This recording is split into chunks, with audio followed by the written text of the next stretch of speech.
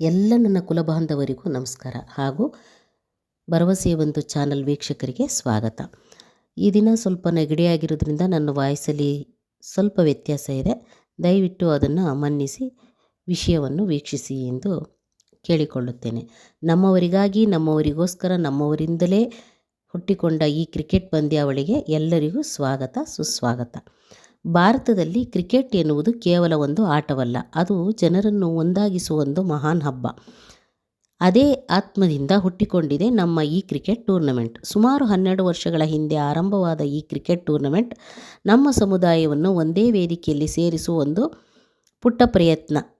ದಿನೇ ದಿನೇ ದೂರವಾಗುತ್ತಿದ್ದ ನಮ್ಮ ಈ ಸಂಬಂಧಗಳನ್ನು ಮತ್ತೆ ಗಟ್ಟಿಗೊಳಿಸುವ ಅಗತ್ಯವಿತ್ತು ಮತ್ತು ಅದಕ್ಕೆ ಕ್ರಿಕೆಟ್ ಎನ್ನುವ ಒಂದು ಸುಂದರ ಮಾಧ್ಯಮವಾಯಿತು.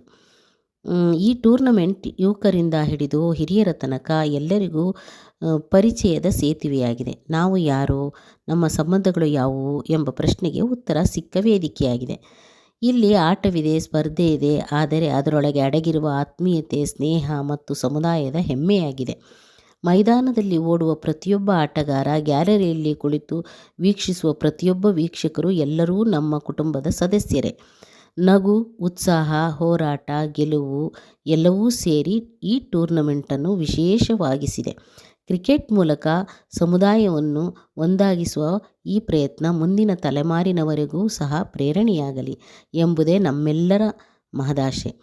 ಹಿರಿಯರಿಂದ ಹಿಡಿದು ಕಿರಿಯರವರೆಗೆ ಸಂತೋಷವನ್ನು ಕೊಟ್ಟಿರುವ ಈ ಕ್ರಿಕೆಟ್ ಗೆಲುವು ಯಾರ ಪಾಲಾಗಲಿ, ಸೋಲು ಯಾರ ಪಾಲಾದರೂ ನಮ್ಮ ಕುಟುಂಬದವರಿಗೇ ಎನ್ನುವ ನಮ್ಮ ಈ ಪ್ರಯತ್ನಕ್ಕೆ ಈ ಟೂರ್ನಮೆಂಟ್ ಸಾಕ್ಷಿಯಾಗಿದೆ. ಅನೇಕ ವರ್ಷಗಳು ಹೀಗೆ ಯಶಸ್ವಿಯಾಗಿ ಮುಂದುವರಿಯಲಿ ಎಂಬುದೇ ನಮ್ಮೆಲ್ಲರ ಮಹದಾಸೆ.